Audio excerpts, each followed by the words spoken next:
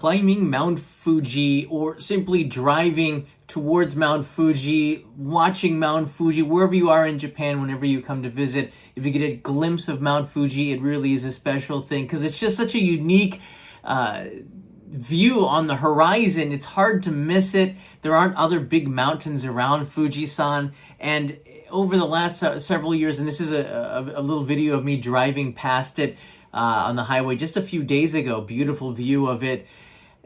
Because of all the over-tourism, because of the hiking path, and so crowded, and all of the other pollution and trash and the toilets and the cleaning of Mount Fuji, they've limited the number of tourists that can climb up to the top of Mount Fuji. The climbing season starts July 1st to, I guess, a little bit into September. All of this is on the official website of Mount Fuji Climbing. I have it right here on my computer. We're going to go over this in this episode.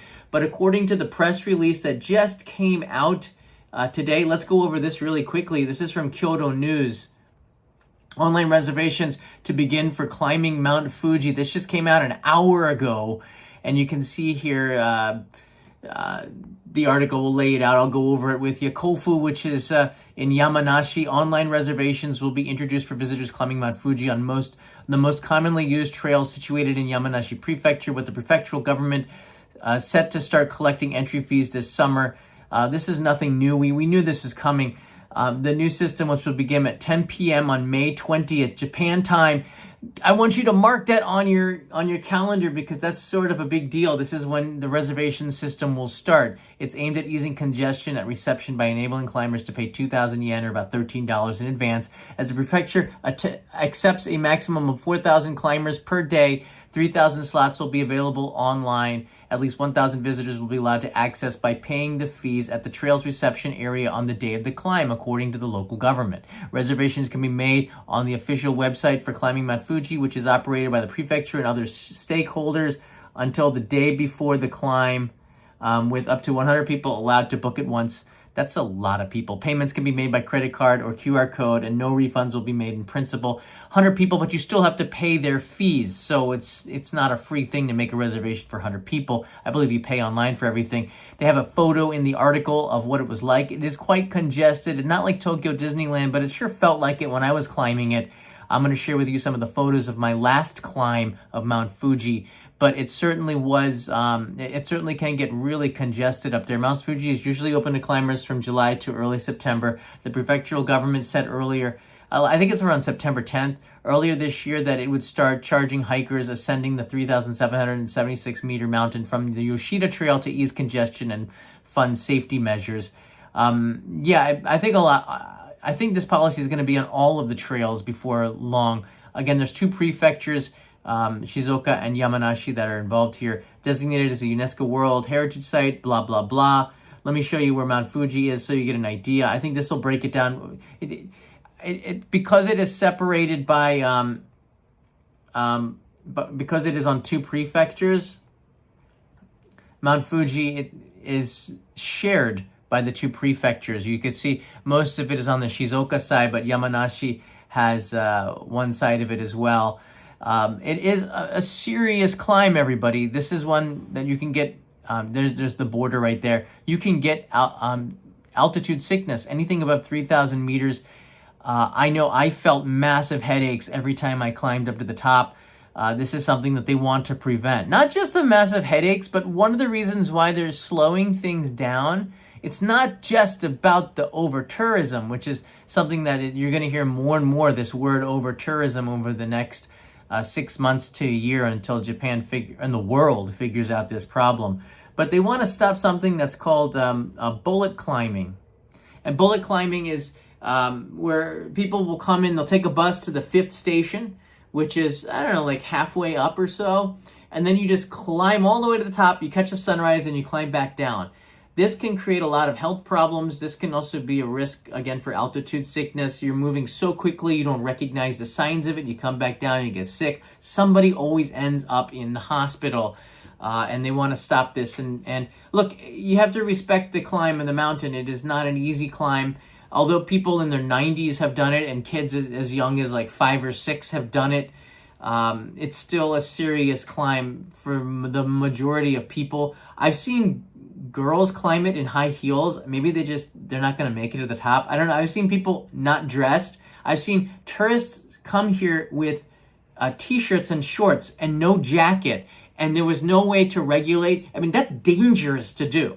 First of all, climbing Mount Fuji with just a t-shirt and shorts and sneakers, you don't know until you get up there that when you're at elevation, even when it's like 100 degrees in Tokyo, it is freezing up on the top there with winds. So it's something that you really have to prepare for, I think. So let me show you my own experience, and I think this will break it down for you. So I have a Facebook page. I never use it. It's pretty much inactive. If you're messaging me on Facebook, just a note, don't expect a response. Unless it's the Only in Japan Facebook page, then I kind of scan that out. But this is the my old Facebook page. I don't even look at it anymore. I had like 1,000 emails. I don't know what's going on. This is from 2010. Yeah, bullet climbing, not the bullet train. Thanks, Peso. Yeah, bullet climbing is the term that you're going to see more and more, especially if you're interested in this and you're researching it.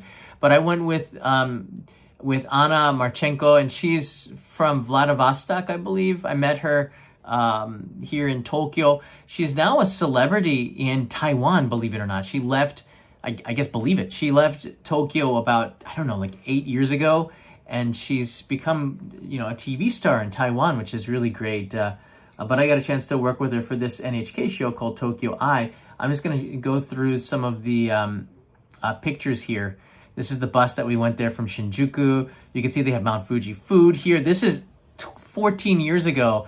We bought some air and a walking stick, which is 1,000 yen, probably more here. We had one last dinner with the TV crew before we decided to climb it. From the Fuji Yoshida side, you can see there's a lot of garbage at the entrance as well. But we made a lot of friends on our ascent, which was great. And as you go up, you go past stations. This was station number 7. I think there were 10 stations, 5 stations going up to the top. 2,700 meters we still had 1,000 meters to go. You can see there's places to eat and get food up there, rest stops.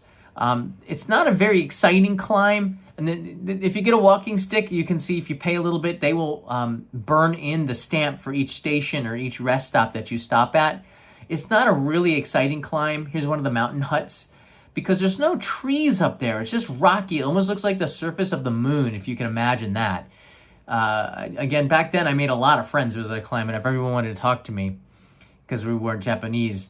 I'm going to pause you here for a second. I think I do anyways.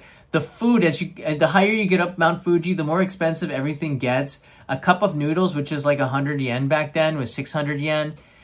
You're going to pay it when you get that elevation anyways, because whatever, you don't care. You're just hungry and you're hot. Sake was 600 yen. I don't know, you probably shouldn't be, they probably don't have this anymore because you shouldn't be drinking alcohol at elevation, but you can get a beer and sake back in 14 years ago, or a can of oxygen, which you might need. That was 1,500 yen, or what's that, like $10 now? But the oxygen helped mildly to get rid of the headache, and it just depends if you're panicking or you can't catch your breath, which is common. The oxygen might be a little bit of a help, but there's not a lot of oxygen in that can. But it's basically, nice to have for peace of mind. What is it, a lemon tea for 400 yen? It was just hot water and some lemon juice or something, I remember. But they have places where you can get some food up there, albeit it's not something that's memorable. You can bring your own stuff, your own gas stove if you want. You can make your stuff up there, make food up there if you want. Bring a thermos, but whatever you carry up there, you got to bring back down. Here I'm making some more friends. Peso writes in here that might be a pretty good business idea. I tried the oxygen; it was sort of like a joke. But as you can see already, I'm dressed. When I'm climbing up there, you're pretty hot, but as the sun sets and it gets dark, it starts to get cold, and you're going to be up there at 4 a.m. if you're looking at the sunrise. It is chilly, so be prepared for some cold sometimes, and with your head hurting. Again, make sure you bring a raincoat. It rained once suddenly. It was sunny. Clouds came and it started to rain, and I'm glad that we had rain gear because everything got wet, but the poor cameraman was scrambling to get something on his camera there. But eventually we got the shoot done. We were sort of mild celebrities up there because we had a TV crew. And then in the studio, we came in to show the tourists and people who are thinking of climbing that you do need to be prepared. That's what I wore 14 years ago. And if I were ever to go up there again, I would make sure I had rain pants and a rain jacket and lots of layers. It was a successful climb. I got paid a grand total of 100,000 yen to do it from Tokyo. I had the most ever, I think, for any report that I ever did for NHK at the time. I think there was a hardship fee. I don't know why, but at the end I said, is this going to be enough? And I said, look, I'm getting, the fact that you paid for me to even do this was amazing. That's how much fun we had on this trip, but it was a job. And to make me go and climb Mount Fuji again, it would have to be a job. I can't imagine just climbing it for fun. It's not a fun climb. Unless you're with a bunch of friends or something, Mount Fuji is not a really fun climb. Number one, it's just, back in the day, especially after 2015, I did that in 2010. It wasn't really that crowded, although it was crowded, but nothing like after 2015 when the tourism boom started. Japan went from like 6 million tourists to 20 million tourists. And a lot of those people who were coming in July, August, and September wanted to climb Mount Fuji, and that created the issue that we have today. It was just too dangerous. People were climbing too fast. It's not fun to climb when it basically feels like you're in a Walt Disney World, like a Disneyland line or Universal Studios Japan, and the line just takes like one step every, like couple of seconds. That's not hiking. It's like waiting in line to get to the summit. And when you get to the top, there was a vending machine up there, and I think it was like 600 yen or something. It was pretty expensive, but you got to bring up whatever they got to bring this stuff up. They had, snowmobiles to bring the trash down, special paths that could go down the mountain bringing trash and sewage, because there were no sewage pipes. So anything that you did had to be in bags. We're talking like, like Chinese, Tibetan type of tourist infrastructure here. Bags of sewage being brought down by like snowmobile very frequently. So there was cost. It's not easy to supply a tourism industry to climb Mount Fuji. And personally, I don't think it should be a tourist attraction. I think it's not a fun climb. There's so many other hiking climbs, but it is Mount Fuji. It's there, and you're going to want to climb it, right? Because this was me last week when Mount Fuji had just come out. It was in the clouds all day, and all of a sudden, boom, there you could see Mount Fuji. It's always like whenever you see it, I've been here for 26 years, it just makes you feel in awe of it because it's so big and so present. I've been to Mount Everest as well. I've been to Kilimanjaro, also felt like that too.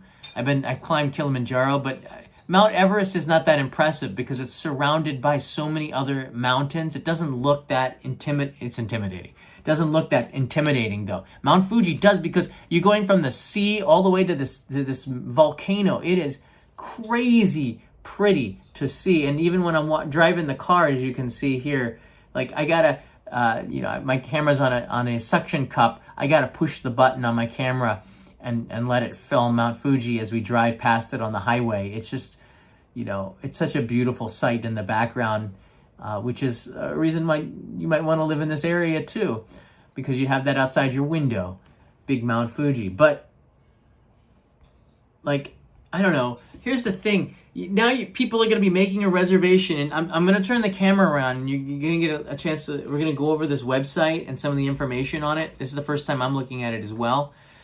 But like, if you make a reservation in advance that you can't change, there's high likelihood that it's going to rain, because July 1st to about July 25th, it's kind of the rainy season, all right? So if you're going to book it and you want to make sure you're not getting any rain, which is not a guarantee that you can do, the best would be from like July 28th on. And then when you get into August, there's possibilities that there's a typhoon. So you're making a reservation now. March 20th is when it opens for a date in July during the typhoon season.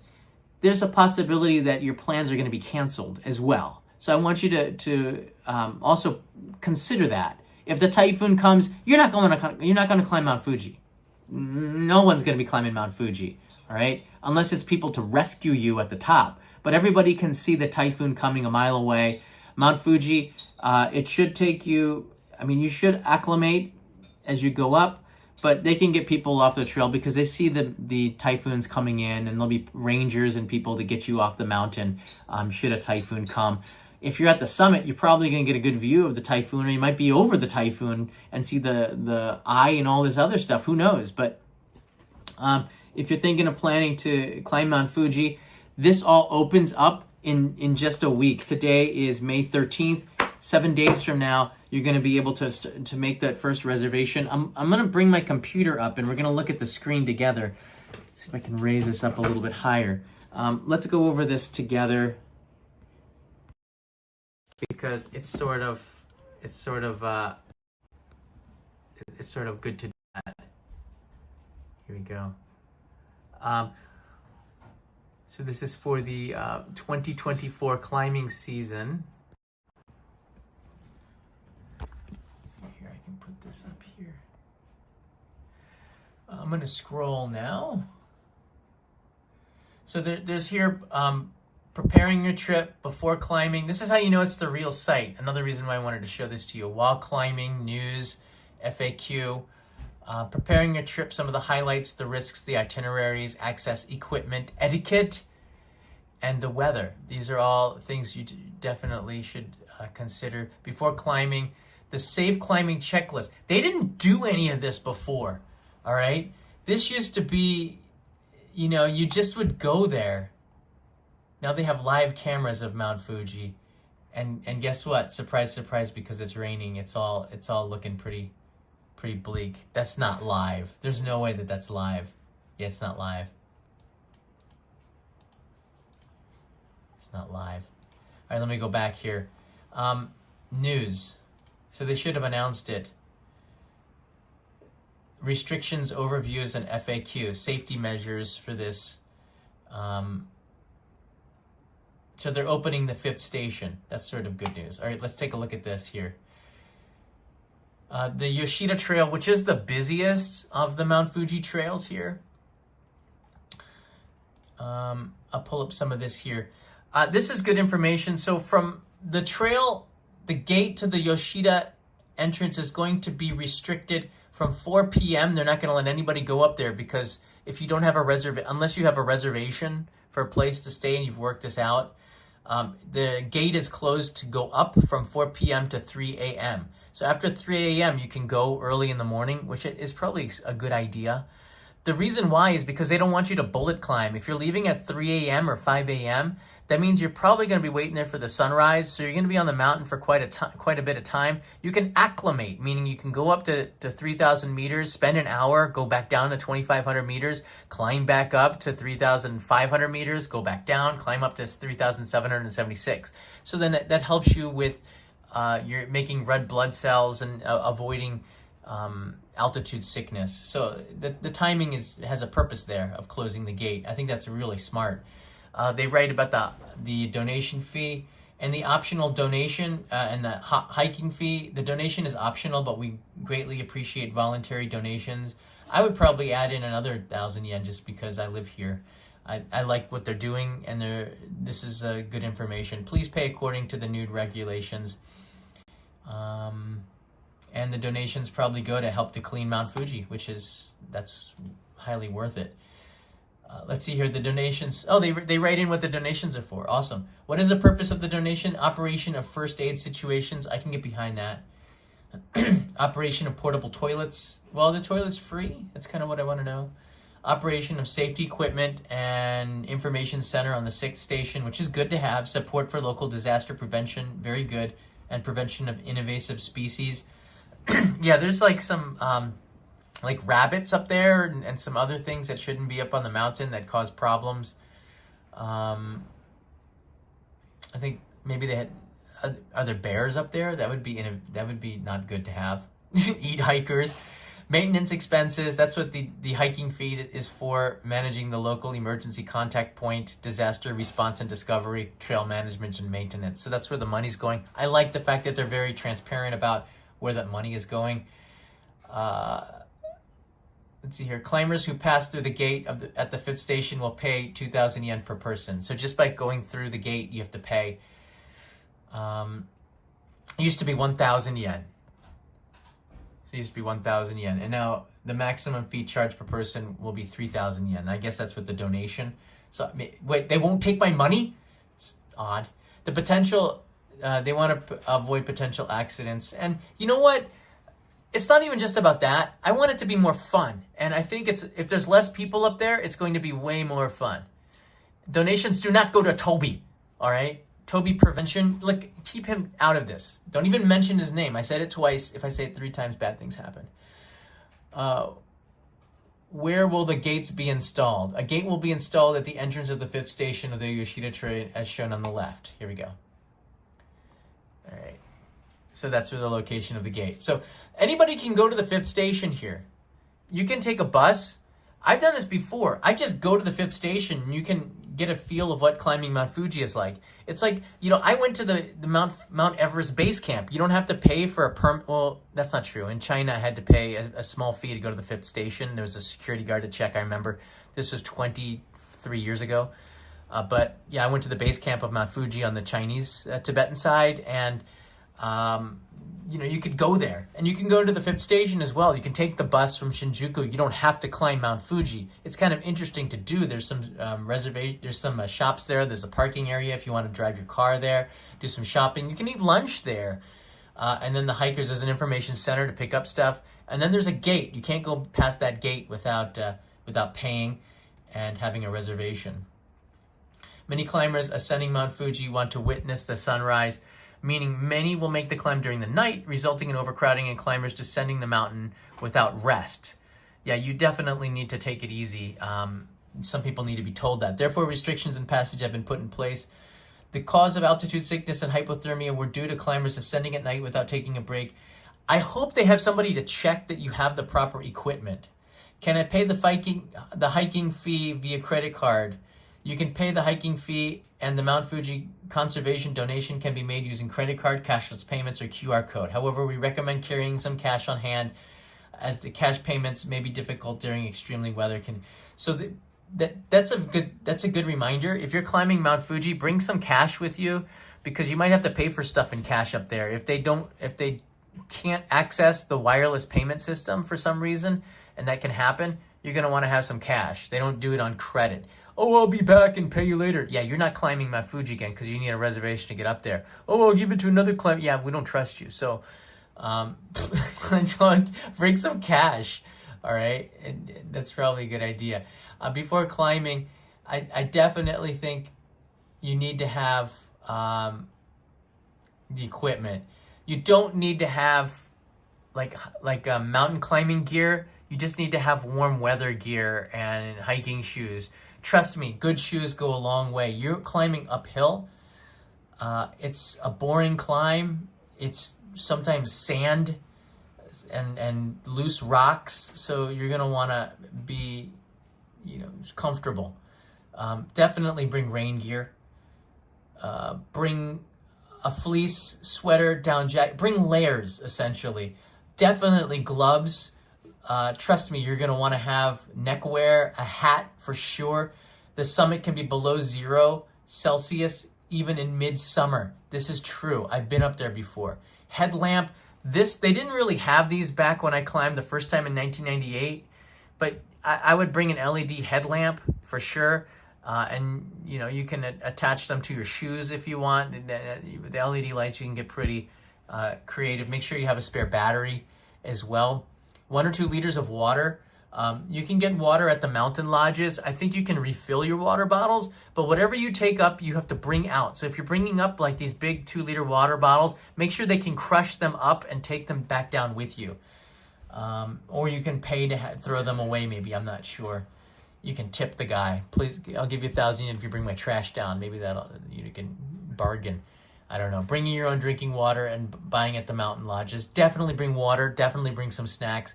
Bring a plastic bag for your garbage as well. Easy to eat snacks. You're definitely going to need some energy up there. I would bring food because you don't know what they have up there. Sometimes they're sold out. I don't know how often they make supply runs. It might not be something that you can eat. If you're a vegan, you know the drill. Take your trash back home with you. This is a no-brainer. Cash, credit card. The toilets, I believe, were paid. I don't know how it is, but I remember you could pay one toilet with a credit card, but that was like 14 years ago. I don't know what the situation's like now. But I would bring some cash and some coins, small bills. You just don't know. It's not like there's a bank up there. Trails are not a single road. Check out where you are on the map while walking. You could probably do this without a map. There's so many people up on the trail. But definitely understand that as you go up to elevation, the sun is stronger and you're going to want to have UV protection. And bring glasses for sure, because it is a lot brighter up there. It might be cloudy when you start. It can get sunny. The weather changes really quickly. As you all know, Mount Fuji is hard to see in the summer because it's just so hazy. It's hard to get a super clear day. There could be times where you don't even see the sun. Well, that's not true. There'll be times where you don't see the ground below, or, bringing up some tape. Duct tape is always a good idea. If you get a hole in your shoe or your shoe falls apart, having duct tape, you can get that at the 100 yen store. I always travel with a small roll of duct tape. It comes in useful on trips like this. Bring a helmet with you in case of a sudden eruption. Okay, I think it's not a bad idea, but hikers are advised to bring items for unexpected eruptions. Mount Fuji is a volcano. I'm glad to go through this because it's something that you don't think about. You don't see Fuji-san as a volcano, do you? I mean, you think of it as a mountain because it hasn't erupted since 1712, I think, or 1707. I can't remember the date exactly. But it says here to bring a helmet. I'm not sure if the helmet's really going to do too much for you. If you're on the side of an eruption, you're probably a goner. So it's something you should consider. You're risking yourself to go up there, and there have been some signs that it could erupt. There's a helmet-free zone. Let me see here. Helmet-free lending service at the 6th station. You have to pay a deposit of 2,000 yen. So if you borrow a helmet, you got to bring it back down. I don't know if they make you take it, but it's one thing that you have to carry. I think you can attach it to your backpack. Leo and I have helmets here for earthquakes, just in case, as well as an earthquake evacuation bag where we have batteries and lights and some food and water all set up. We just take the bag and we can leave at a moment's instant. Dust masks can also fend off dust. It is trecky, especially when you go down. Trekkers around there, when you walk, it kicks up a lot of sand and fine dust into the air. So you might want to bring some masks. You don't want to breathe that crap in. Dust goggles can also do this. I think glasses might be enough, but if you're sensitive to that, then you definitely want to prepare. The website does a pretty good job, I think. It goes over stuff that maybe you didn't think about. The etiquette is taking your trash, the toilets. This is the biggest concern. I'm a picky person. I don't like to use public restrooms too often, even though Japan is clean. The toilets aren't that great. They're biological toilets, so that means they're kind of breaking down naturally. There's no like pipe going down to a processing unit area, so they might smell not the greatest. But I'm a backpacker. I'm used to it, but nobody really likes it. I'm not sure somebody says, "Oh, that's my top 5 thing. I love to use the public toilets." That's not, but it's something that you got to think about. Toilets in the mountain are placed in special environments, therefore. So this seems like it's new. We ask that you make a donation. Please do bring some 100 yen coins and donate for it because, this stuff, we want to keep it around. And if you're donating to it, it shows your appreciation. And that means that when, an incident happens, they always consider, well, people do appreciate it because we raise this amount of money for just the toilet. So that kind of stuff does pay forward. Pay attention to other people during the climb. That's for sure. Don't ring bells. Don't ring bear bells except when necessary. This is annoying. And it's not just foreigners. Japanese bring these bear bells. I don't think there's going to be a bear up there because there aren't any trees up there from a certain point. So you don't need to bring your bear bells. All right, so put your bear bells away because it's annoying to hear the jingling. I just want to, you know, after like 5 minutes of it, your patience starts to wane a little bit. When you climb with many people, pay attention to the people outside your group and your surroundings. It's not always good to be so loud and talking all the time. Save your energy. Pack items tightly so the equipment and plastic bottles do not fall off. It happens. So just be mindful of that. And when using a ladder and walking up rocky paths, store the walking poles in your backpack. Having a walking pole is a good idea.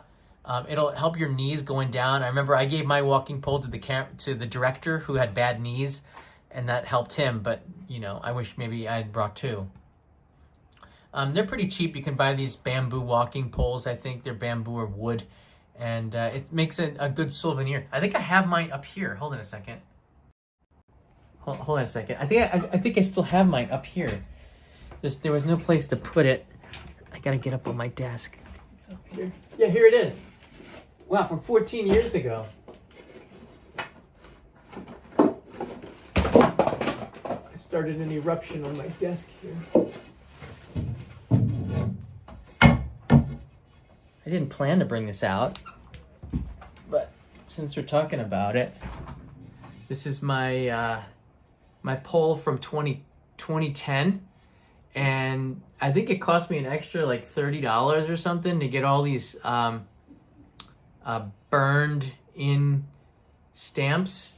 But it's pretty cool. But I'm gonna be honest with you, this stick has no value outside. It is, I don't know how many sides. 1, 2, 3, 4, 5. It's 10-sided, I think. But you can see that the burn marks are kind of creative. Each one of the places that you go, they raise a little money with this. It's kind of cool. I think the director paid for it. I don't think it came out of my pocket, but it cost about $30 at the time. There's a sticker for 3,776. You can see the years on there, 2010. So yeah, it's holding up pretty good. Some of the stamps are sideways. It's neat, you know. It's a good memory from the trip. And you can see Fuji Yoshida on here. But you know, again, like, you can't chop this in half and take it with you in your suitcase. I don't know how you're gonna travel. It's hard to travel with this darn thing. It's about I can tell if I stand up. It's about 120 centimeters, or I don't know, what is that, like 4 feet long? It's like, yeah, it's about 4 feet long. So I mean, it's, once you buy this stick, there's a good chance you're just gonna toss it. You have to have a plan for it, and when you get back down, you're gonna leave it in your hotel. So consider that. I mean, even storing it, I put it up here because there's no other place I could put it. But if we were ever to have a burglar, I have protection. I would smite him with this. He would get bludgeoned with a Mount Fuji stick. Yeah. So there you go. I think that's about it. I don't have too many other things. I've climbed from 3 of the routes. I climbed up one, down another. The Gotemba, I climbed down. I climbed up the Fujinomiya, and then we did Fuji Yoshida for NHK. But yeah, there's FAQ. Well, you can climb in the off season, but you need permits and stuff. And it can be dangerous. You should be, at that time, a serious hiker. Can you take your dog with me? It is legally prohibited to release animals outside. What does that mean? Please do not climb with your pet, nor go into the mountain huts, rest stops. Probably even if you're, visually impaired, I don't know if you can bring a dog with you. You have to bring a friend. It depends on the physical. I have a 6-year-old child. Can I take him with me? These are good questions. It depends on his physical strength, experience in mountains. It is better to know his pace. It would be pretty hard for a 6-year-old, I have to be honest. Maybe I'd say around 8 or 9, but anything less than that, you're probably going to have to carry them a little of the ways. Since you may stay overnight in a hut, children ideally should have reached the age when they do not cry at night. Leo can go there. He doesn't cry at night. Our bus is running even at night, climbing buses and there's shuttle buses. It's very well set up now from Trailhead. How far apart are the toilets? Again, you can't just pee on a rock. All right. I might have done that in 1998 because there was nobody around, but now there are people around. You can't just pee everywhere, okay? We're not dogs. There's people are walking around here. So you have to use the designated toilets. But in 98, I'm pretty sure I might have done something behind a rock. Covered it up where a tree now grows. It's fertilizer. Will the restrooms be crowded? The public restrooms at the summit, the 7th station, are extremely crowded depending on the day. Again, like, if you've got to go, you better go. But you sweat out a lot of this, so you probably don't have to go to the bathroom that much. You're sweating a lot. Again, it's like part of it. It's a pain in the neck. What if I don't have coins? I think it's a donation. Go take a look at this. Portable stoves. There's no legal restriction. However, there's a risk of fire. Please be careful when using portable stoves. Pitching tent is prohibited by law. So that this is information that's kind of important. And they have about making reservations and things like this. I think you really have to do your research, but the policies have changed so much over the last 10 years. It's a different experience than when I last climbed it, and maybe I'll do it. I don't know, but it's not a fun. There's not a fun hike. It's a lot of planning for something. You're gonna have a headache the next day. You ruin a day. You're probably gonna be worn out. I don't know. Unless you really want to do it, I would recommend that of just not doing it. If you like hiking, this is a bad hike. Let me put it like that. If you're doing it because you like hiking, don't do it. It's not a good hike. All right. I'm discouraging you. Sometimes climbing up the mountain near Fuji, yeah, that can be a lot better. Climbing up the mountains around it, there aren't that many, but Mount Fuji is kind of special. But if you go out to other mountains in Shizuoka Prefecture, it can be quite nice, and you get nice views of Mount Fuji. Depending, sometimes you can get above the clouds and get Mount Fuji above the clouds when it's all cloudy down at sea level. So there's advantages to climbing other peaks. I think Japan is one of the best hiking countries in the world. It shows with the amount of hiking equipment that they have. Mont Bell, they have tons and tons of stores for hiking here in Tokyo. So you can get your hiking equipment here. You don't need to buy it, bring it from home. You can get stuff here, and probably it pays off with the exchange rate. But if you're coming here just for Mount Fuji, then, there's so many better hikes. So many better hikes that I think, something that you should definitely consider. Again, I don't think it's worth it. Because look, you have to reserve this in advance now. You don't know if it's going to rain.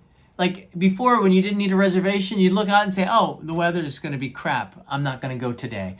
Let's do this next week. You could do that. Now you can't because you're locked in, and you can't pick another day because you've reserved this day. So there's a high likelihood that your day is going to be canceled. So I wouldn't plan your vacation around climbing Mount Fuji. In fact, make sure you got a plan B. Let's put it like this. But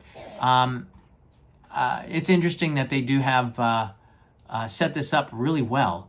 And if you are thinking of climbing Mount Fuji, go ahead and do it. Go ahead and do it, and send me some pictures, because I like to share it on our Discord server, because we'd like to hear about your experience. But will I ever climb Mount Fuji again? Probably once more. I might wait until Leo's older. But, if the mood strikes me, I don't know what I'll do. I might do it for the channel. I might do it for the experience. Other YouTubers have done it. I don't think that it's anything unique. I get nothing really to add except for how it's changed. The experience of what it was like when I first climbed in 98 and then 2010 compared to 2024. So, I don't know. We'll see. Climb Mount Fuji. The old proverb about climbing Mount Fuji twice. Yeah, climb it once, shame on you. Climb it twice, shame on me. something like that. Yeah, I got paid the second time. The third time, probably again, like, you want to climb Mount Fuji, Kanai? What? She said, what? You heard me. I didn't. Noboritai, Fuji-san. It's a challenge for me. It's a challenge for you. Is that a yes or no? Or is that a non-answer? So she's no. She doesn't want to climb it. She doesn't like high places. And you can see it from an airplane. In fact, from the airplane, it's really nice. Do I have a picture of it? Yeah, the thumbnail is a picture of...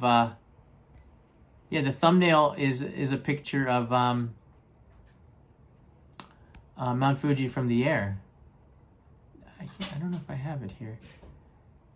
Where'd the thumbnail go? Yeah, just a thumbnail. Yeah, this is something I did right before. This is stupid. I put this little guy climbing there. This is from the airplane. So you get views of Mount Fuji all the time. Just check. If you're flying down to Yonago, you go right over it, I think. But if you're flying to Miyazaki or even to Osaka, you're probably going to see it off of the right side of the plane, but sometimes on the left side of the plane. I think if you Google it, JAL, which side of the plane is Mount Fuji, there's actually a website that will tell you. But you get some really good views from there. All right, I'll take some questions before we end this live stream. It's been 40 minutes of Fuji-san talk. Aloha from Michael Sassano. I visited Mount Fuji, but not for hiking. Not much of a hiker myself, but was able to at least visit there for the special Mount Fuji melon pond. Yes. The food around Mount Fuji, like you have the curry rice shaped like Mount Fuji. That's always fun to eat. Sometimes they put the curry around the outside of it, like a lake, you know. Lake of looks like sewage, but it's good. It's fun, the different kinds of food. The melon pond is also good. The confections, the cookie we're seeing a lot now because people are putting the cookie up because the Mount Fuji's covered in clouds. Usually that's how it gets when we're getting closer to the rainy season now. So it's fun to climb it here. We have a couple of good questions. Thank you. Do you know Peter from NHK back then? I actually met Peter on this job. That's the first photo that I have with Peter, and when we decided to go get a beer and he still had hair, was on this shoot at the studio. He was a narrator for this episode. Like they pulled the big guns in for this episode with me and Annika. Here's on the right side. I have some on my old Facebook page. But when we did the studio shoot, I got to meet Peter. So I've known Peter for 14 years now. Yeah. Thanks for that question. Let's see here. We're already in the middle of the rainy season. Well, it's raining right now. Rainy season probably starts for real in maybe really soon. It might start early. What's the current average of Mount Fuji climbers? 3,000 per day? Well, this year it's going to be 4,000 per day from the Fuji Yoshida Trail. But I don't know if that means other trails will have more people. So I think it's like something like 10 to 12,000 people a day, maybe. The Gotemba Trail was the least populated trail because it's the hardest and the longest. It's a really rocky trail. It's hard to climb up that. But going down was pretty interesting. I can tell you when I came down the Gotemba Trail in 1998, I remember there was nobody else around us. I went with another English teacher named Katie. She was the teacher at Toyohashi, and I was working at Okazaki. And we got back. There was not a soul coming up or down the Gotemba Trail in 1998, July of 1998. And when we got to the bottom, like the parking lot was empty. There was like this one guy. He was from Nepal, and we hitched a ride from him into Gotemba Station. He was really nice to take us. The bus was like twice a day, and we weren't going to wait anymore. And the nice Nepal guy took us to Gotemba. It's funny that the Nepal guy decided to settle next to Mount Fuji, right? That's funny, but I remember that very clearly. It's changed quite a bit since 1998. 1998, yeah, like a 2 generations ago. It feels like. Is it rainy season? Is the rainy season hot? That's a good question. It's a really good question. I think May is hotter than June. It feels like it. The rainy season typically will start like around June 10th and go on to about July 20th. Again, last year's rainy season was really short. I've had rainy seasons that started at the end of May and rainy seasons that went on to like the end of July.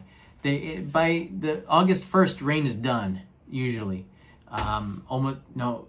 As far as I remember, I've never had the rainy season is always finished by July 28th, but it's finished sometimes as early as July 16th. I don't know, but it usually it's cooler when it rains. The monsoons, the rain brings in more wind, and because you're wet all the time, you feel colder, and the wind brings in fresh air. So I always thought like Golden Week, May 1st to May 20th is usually warmer than June 1st to June 20th in that sense. But when the sun is out, it's much, much hotter. The humidity starts to come in around June.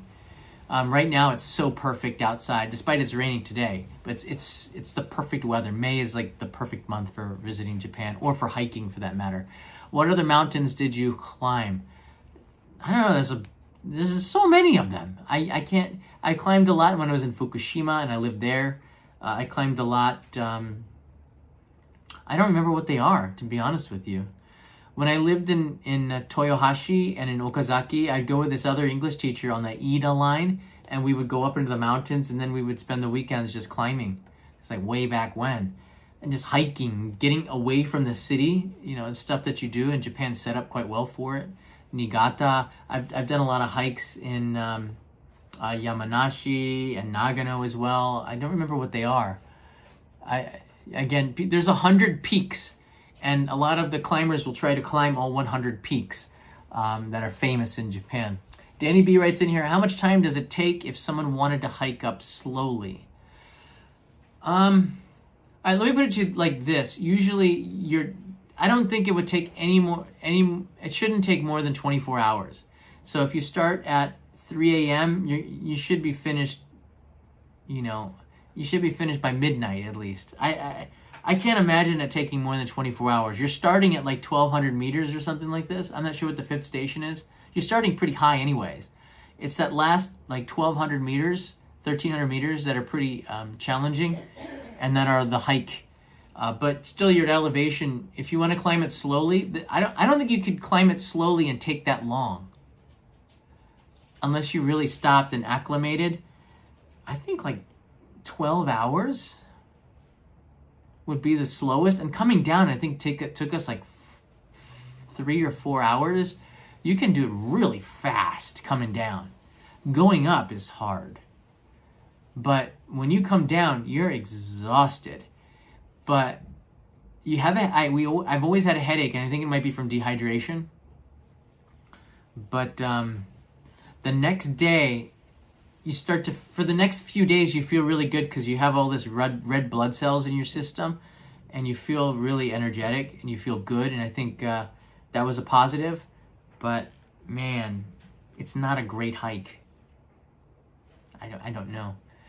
Easiest among the 100 peaks in Japan is Ibukiyama. I've heard of that one. It could very well be. I don't remember. I did that a long time ago, but I should have documented this stuff.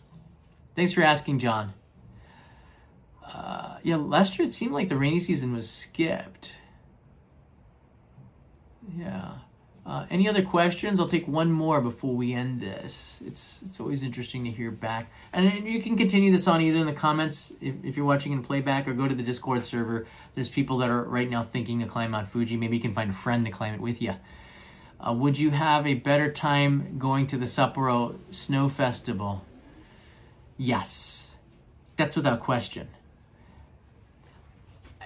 I can't think of like having a good time climbing Mount Fuji. My answer to having a good time, it's like 0%, maybe 1%. There's some times that are memorable. What I remember from Mount Fuji was I like to meet the other people, but you can do that anywhere.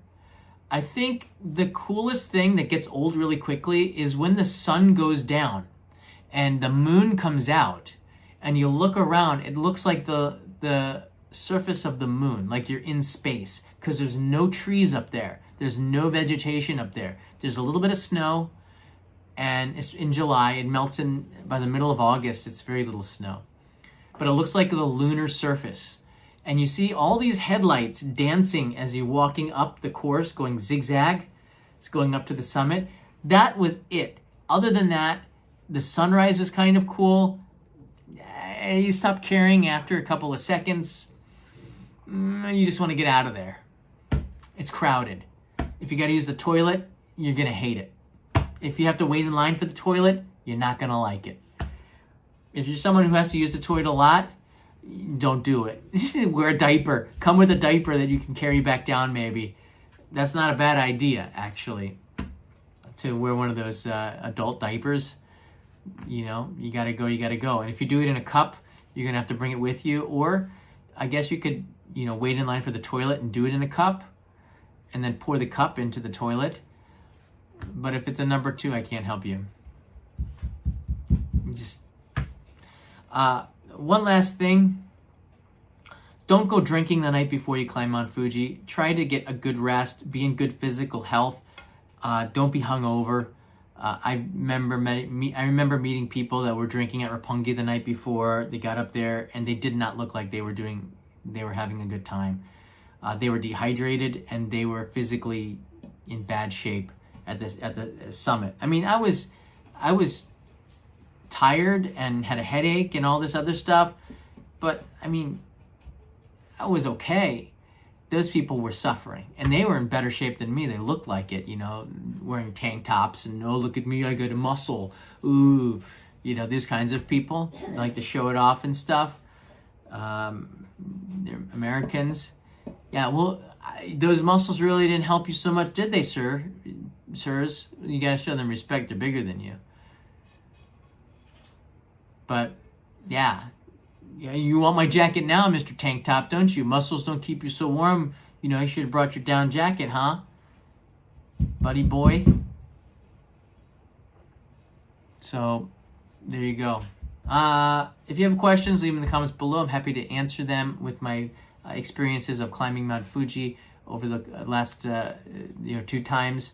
But mark your calendar down for next week, May 20th. I got a feeling that a lot of these dates are going to go pretty quickly, in particular. But my recommendation would be to climb Mount Fuji sometime between August 1st and August 30th, when there's less chance of having like the monsoon rains.